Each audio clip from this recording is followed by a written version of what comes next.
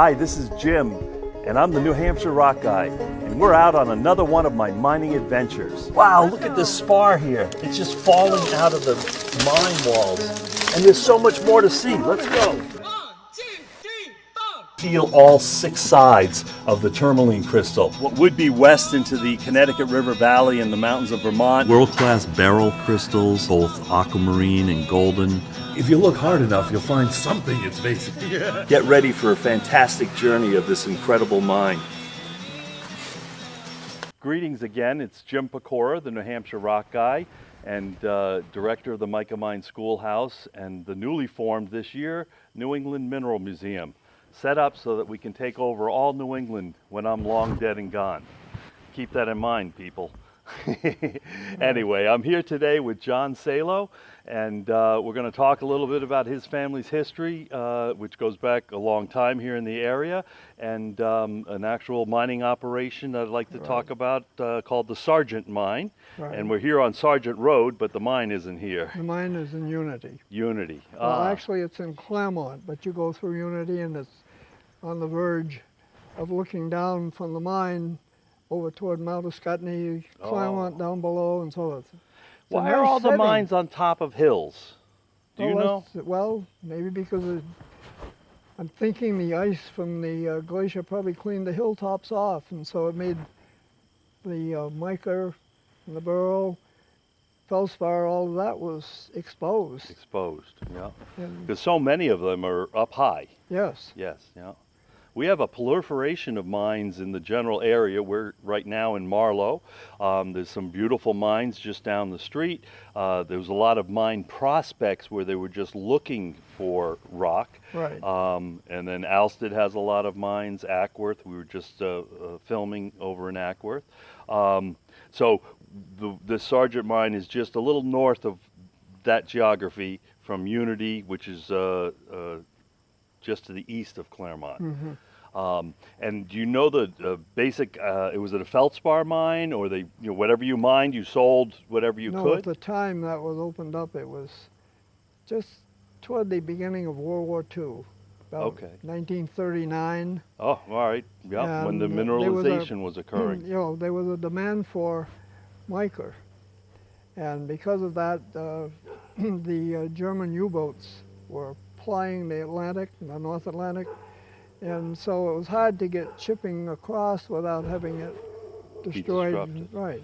And a lot of our mica at that point in time was, I believe, coming from India or well, South that was America. The problem. See, it was coming from areas that were being controlled by the German submarines. All right. Yeah, that's my take on it from what I've heard. And this is part of we're part of a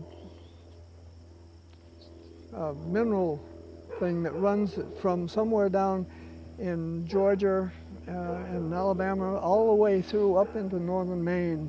If you could lay a rule down, you'd have it both sides of that, right up through North Carolina, right up through Connecticut, right up through in this area. And so there's mines all along that. Mines on both sides of that, sort of that line. And of course there's a line here. We're in a different zone on this side of the Connecticut as compared to Vermont and Brattleboro, which are on another more type of shale type rock, which we have over here. We have the harder mineralized igneous ones, the ones that were formed from magma. And Vermont has a lot of the sedimentary that became marble. Right. Vermont has the largest underground marble mine in the world. Oh, right. I didn't know that. I went to the Marble Museum up in Proctor. Did you? A couple of weeks ago. But so anyway, so these rocks here in our area were formed by magma, and the commercially mined ones were, as you mentioned, mica, quartz, feldspar, and then eventually beryl, and we have some beautiful pieces of beryl. All your tourmalines that you look for, your, the beryls, the montmorillonite, it was very hard material, but then it becomes kind of chalky later on. It just disintegrates. Yep. The montmorillonite. Montmorillonite. What did they? Do you know what elements they were after in that? Is that a lithium? I believe it is. Yeah. It is a lithium, and there was a mine up there in Paris, North Paris, Paris, Maine, where they got montmorillonite, and there was some right here. Just trying to think of the location. It was up in Grafton County, Yep. which is the next county up from us going Right. up, and that was also mined. And a lot of it was used in some fertilizers too. It was a pink, I Pink. believe Mount Morillonite's a Yeah, pink. pink. So it's not, this is not a mineral that we've often talked about on No. the YouTubes that I've done to this date. We have one, well, right here in Marlow is the one high lithium content mine, the Turner mine. The Turner mine, Yeah. right?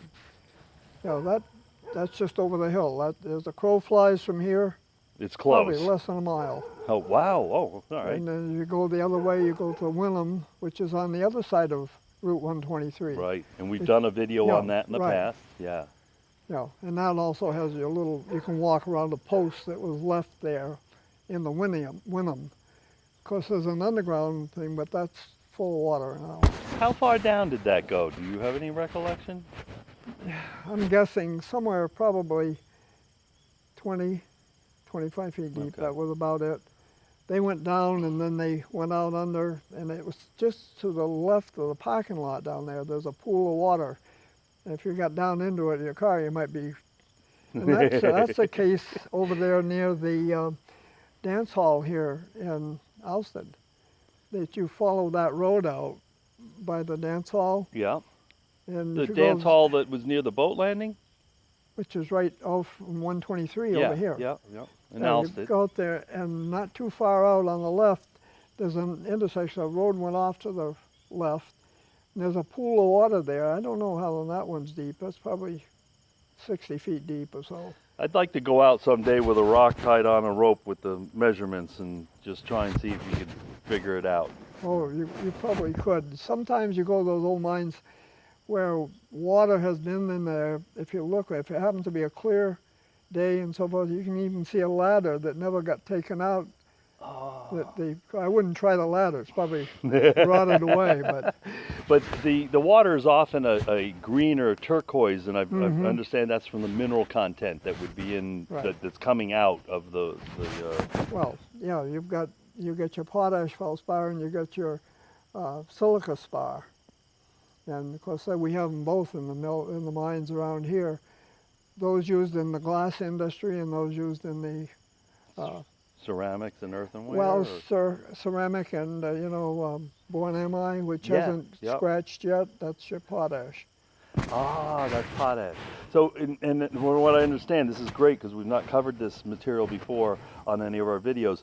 The different types of feldspars also will be ranked on the percentage of sodium or potassium. So potash would be high potassium, and then soda spar Or would a be soda spar or silica spar too. yeah, The quartz would, material. yeah. So that would be the high in sodium, Silica. silica.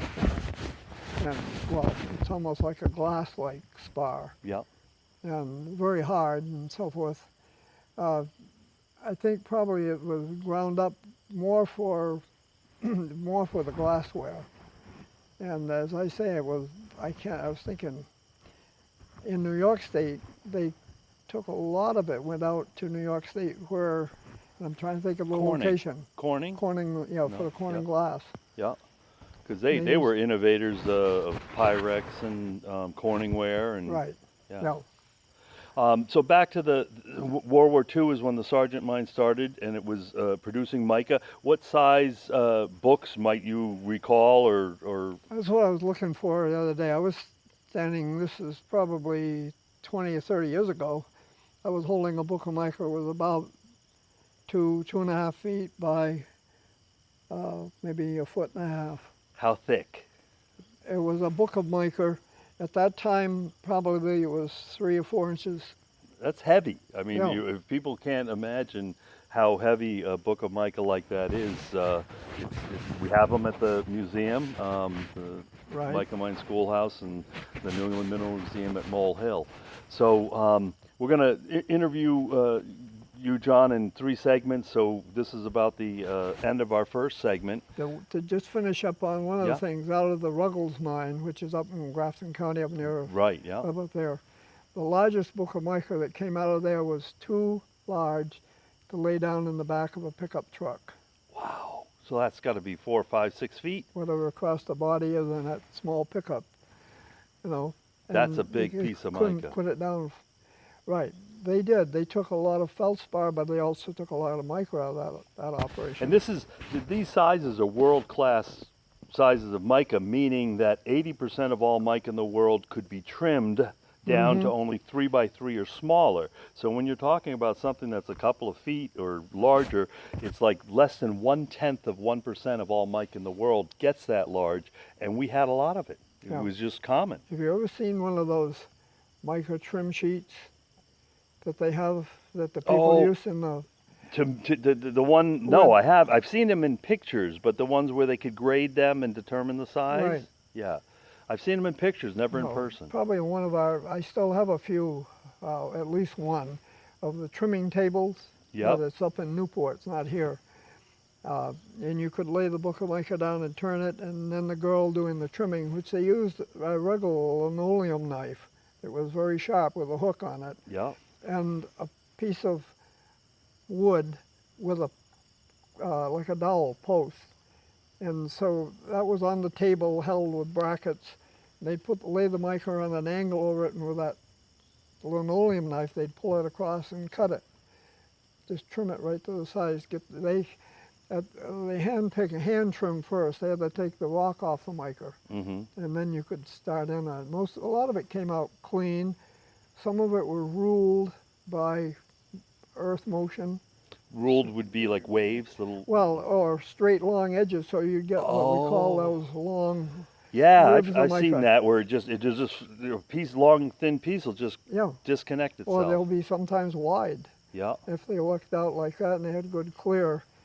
The only problem you had in the mica industry for the electrical part was the little grains of sand that would get between the lamina Yeah. and go like that and create holes, and then the electricity could go through those holes. So they had to grade for that too. Take it out. Yeah. That's great. I did not know that information, and that's why we're so happy to be able to make this Well, video they here. would get to the point We when- used to call that pixie dust when Oh. all that fell out from in Yeah. between. Oh, Yeah.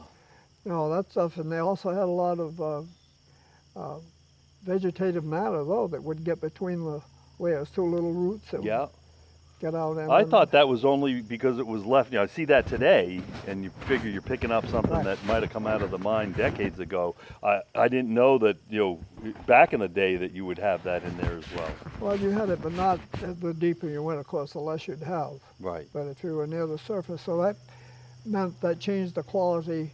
So a lot of that mica that could be run through, ground up, and during World War II they used the ground up mica, really fine mica, and cleaned to put in the motor oil to make it last longer in your military vehicles, because they didn't change the oil that often. It was a tactical advantage Yes. for the tanks Yes. that are by doing that, the American tanks could be on the road 2 to 3 or 4 times longer than Yeah. a German tank. Right. Yeah, and that was top secret. They used to call that motor mica. Motor mica. Yeah. I call it very slippery stuff. If you got into a mica bin where they put a lot of the mica that was being to be cobbed up, Yeah. it was slippery. You could hardly stand up in it, just slide around. And Now it that's also would cut too. If you get into a and pulling So it when apart. you're talking about a bin that's large enough for you to be inside them, it's covered with mica, Yeah, and you're slipping. It's all the parts that were before they put them through the grinders and got the powderized. Oh. I had a tube around here somewhere. If you put it on your arm, rub it like that, you'd turn nice and silvery. Like the Tin Man. Yeah. But Yeah. we'll be back in a moment to learn more about John's knowledge and expertise on the mines and mining of southwestern New Hampshire. We appreciate your tuning in to Pecora's Mica Mine Schoolhouse. Thank you.